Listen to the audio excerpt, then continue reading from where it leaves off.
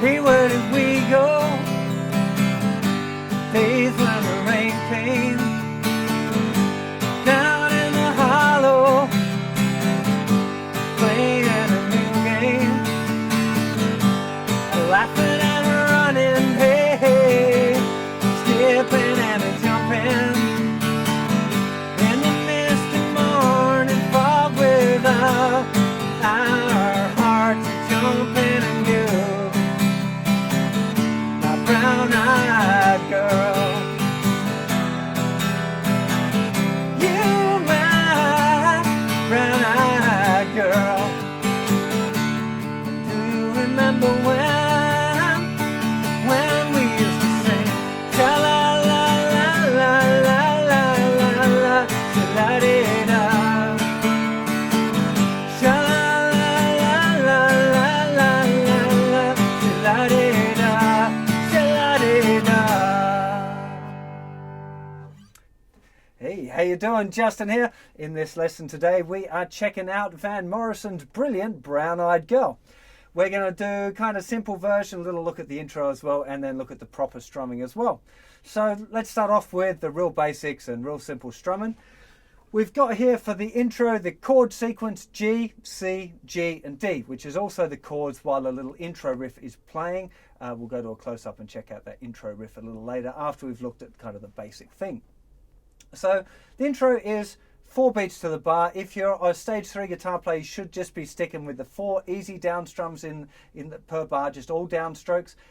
We'll be looking at that intro. So it's kind of starting off with a G, or it goes actually G, C, G, and then D.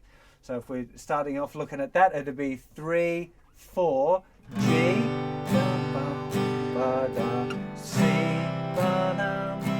D, G,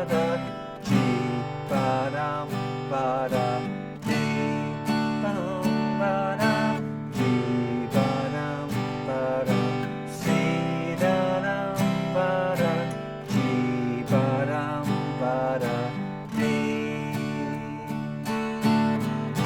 and then we're into the main verse. So let's have a look at the verse sequence. So the first part of it is following the same thing, which is G, C, G, D. The whole first 4 times it's following that. Of course, I'm looking at my little songbook here, making sure I get it right for you guys. And then we're in the last little part of the verse. We have a slightly different sequence where it's going C, D, G, E minor, C, D, G, D. So let's go through, play that real nice and slow. First of all, I'll just call the chords. We'll stick with a nice 4 to the bar strumming. Then I'll go through and add some lyrics, and then we'll look at the chorus. So the verse 1, starting off on a G, we're 3, 4, G to C, back to G, when the D came, G, down in the C chord, back to G, playing a new D, G, laughing at a C chord, yeah, yeah, G in and the D in, G in the misty C chord fog with G, our D chords thumping and C, D, my brown-eyed G, dum ba da, E minor, C, you're my D, brown-eyed G, L to D, and then we're into the second verse. It's really simple. The actual sequence itself is wonderful to play. Pretty straightforward. You just have to remember that you kind of go into the C chord when it goes to the brown-eyed girl bit at the end. And then we've got, going to the chorus, a little build-up on the D. Now, if you're doing the straight 4 to the bar strumming for the D chord, you'll just stay on that. Do you remember when? Just for 3 bars. We used to sing. If you're doing more advanced strumming or you want to do a bit of a build, At that point, you'd probably switch to pumping eighth note strumming. So strumming all downs on 1 and 2 and 3 and 4 and preferably starting a little quieter and building the volume up a little bit. So you'd have, remember when we used to sing, la, la, la, that kind of thing. So just starting a little bit mellow, a little bit softer. Good trick with that is to hold your pick a little softer when you start and gradually increase how hard you hold the pick, because that'll kind of naturally give you a bit of a volume boost, make it sound a little bit more aggressive as well. And then when we go to the actual main chorus part, the sha-la-la part, it's just back to the same sequences we had for the intro that we have for the little riff as well, which is just G.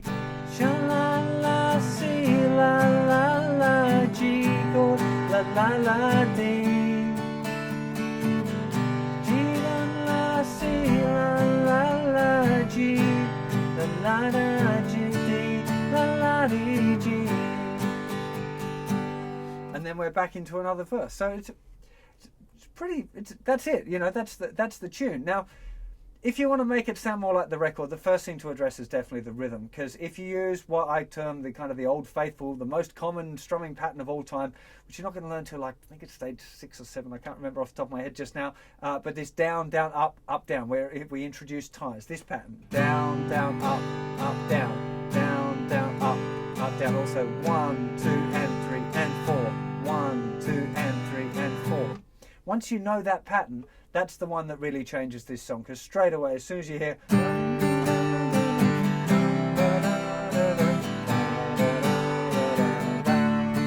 just straight away, you're on it. That's the intro.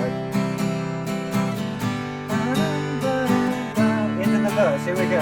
G. Hey, where did C go? G. After the D came. G. Down in the C chord, yeah, hey, G, playing a D game, G, laughing at a C chord, hey, hey, G, laughing at a D and G, in the misty C chord fog with G, and D chord thumping and C, D, brown-eyed G, down, ba, ba, E minor. Brown-eyed G, don't you do D chord and you're gonna do the build. When we used to sing G to C chord, back to G chord, and back to D. We're G and then we're gonna C chord, then we're going back to G and then back to D. And we're into another verse. Now this is a really, really good one to play along with. You should be able to listen and follow along pretty easily.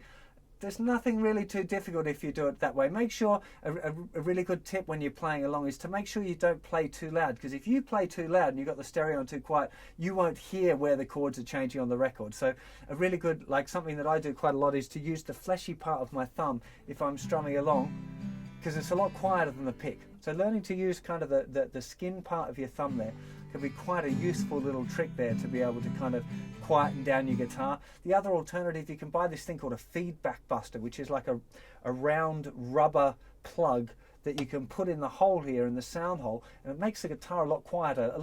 Kind of a useful tool as well if you want to play acoustic guitar and you live in a small flat and you don't want to upset your neighbours. They're a pretty useful little tool all round, so might be worth getting one of those as well. Now let's go and have a look at the intro riff so you know how to play that. Obviously that one kind of works better if you've got two guitars really, because the riff by itself sounds a little sparse, shall we say. So if you've got a jam buddy, somebody that you're playing along with, you can get them doing the chords and you play the riff, that sounds really cool. Slightly more advanced idea I'll just mention here as well. This is a great song for working on your triad shapes. Now this is not something for beginner guitar players, but if you've got a friend who's a more advanced guitar player, they might like to check out the triads lesson in the intermediate course, and then they can start using triads while you're doing the strumming. That sounds wicked together for this tune and lots of others. But anyway, let's get to a close-up and check out that intro riff.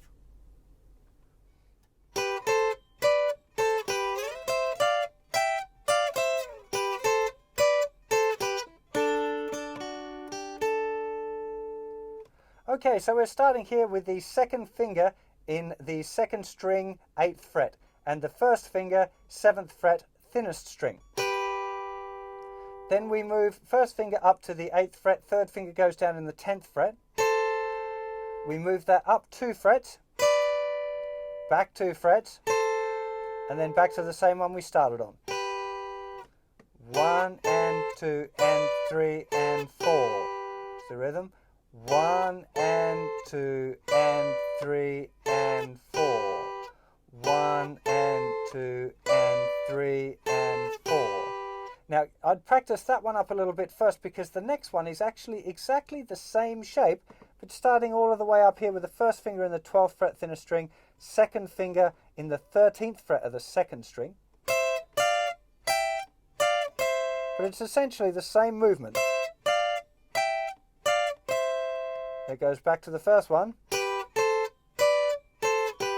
And we've got a little tag at the ending, where we've got first finger on the 7th fret of the 3rd string, little finger 10th fret of the 2nd string, which we play together. Good little tip there is to use the underneath of your little finger there to mute the thinnest string. It should kind of do it naturally. It'd be hard to play that open string, but just allow that little finger to sit down enough to kind of mute the string but not press it down. We don't want this, we just want those 2 notes.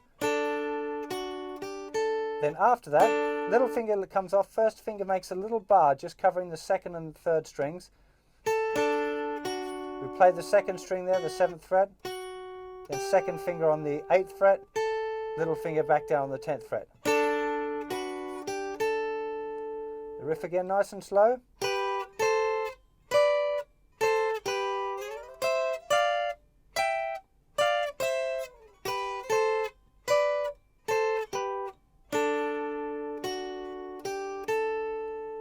Quite a simple little riff really. It might take you a little bit of time to get used to that little transition. Make sure you get the rhythm right too.